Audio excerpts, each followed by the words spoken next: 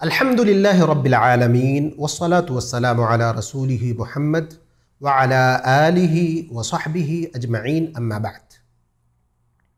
پیارے حبیب صلی اللہ علیہ وسلم کا ارشاد گرامی ہے،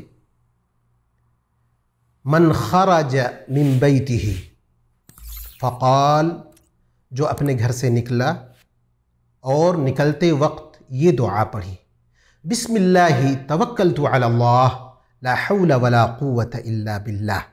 یہ دعا جو شخص نے پڑھ لی تو اس کے لیے 4 فائدے اس حدیث میں بیان کیے گئے ہیں۔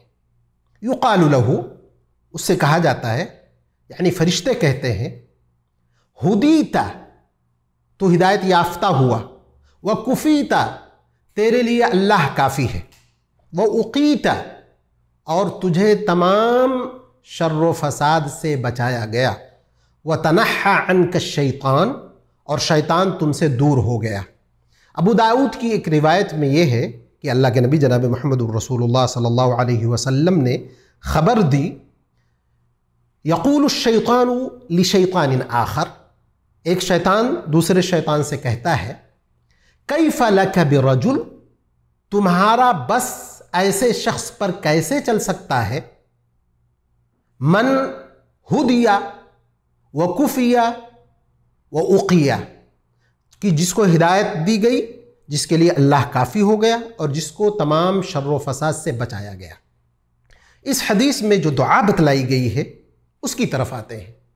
بسم اللہ، انسان گھر سے باہر نکلا، کوئی ضروری نہیں کہ لمبے سفر پر، مسجد کے لیے نکل رہا ہے، بقالے کے لیے نکل رہا ہے، کچھ خرید و فروخت کے لیے نکل رہا ہے، تو یہ دعا پڑھے گا، بسم اللہ، اللہ کے نام سے میں نکل رہا ہوں، توکلت علی اللہ، اللہ کے اوپر میں نے بھروسہ کیا، لا حول ولا قوت الا باللہ، برائیوں سے، مصیبتوں سے، غلط عادتوں سے بچنے کی طاقت، اسی طرح اللہ کی فرما برداریوں، اطاعت کے کاموں کو کرنے کی طاقت اللہ ہی کے ذریعے ہے۔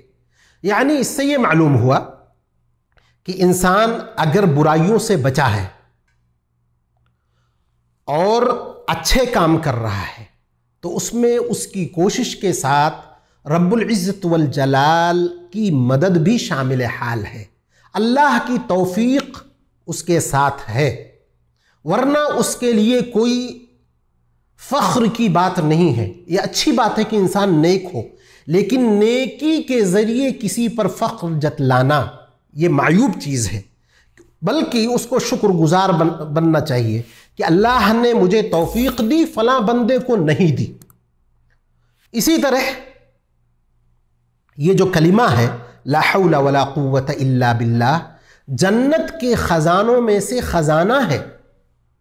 اللہ کے نبی جناب محمد الرسول اللہ صلی اللہ علیہ وسلم نے ارشاد فرمایا، انہا کنز من کنوز الجنہ، خزانہ وہ بھی جنت کا۔ کیوں یہ 2 کلمے صرف جنت کا خزانہ؟ کیوں؟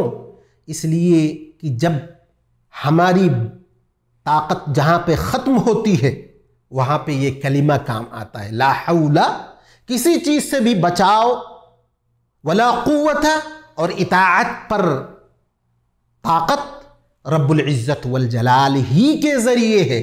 کوئی بھی مشکل آ جائے یہ کلمہ پڑھیں، کوئی بھی بات ہو جائے، کوئی بھی پریشانی کھڑی ہو جائے سامنے، یہ کلمہ پڑھیں۔ تو اللہ کے نبی جناب محمد الرسول اللہ صلی اللہ علیہ وسلم نے یہ ادب ہم کو سکھلایا ہے کہ ہم اس دعا کو پڑھیں۔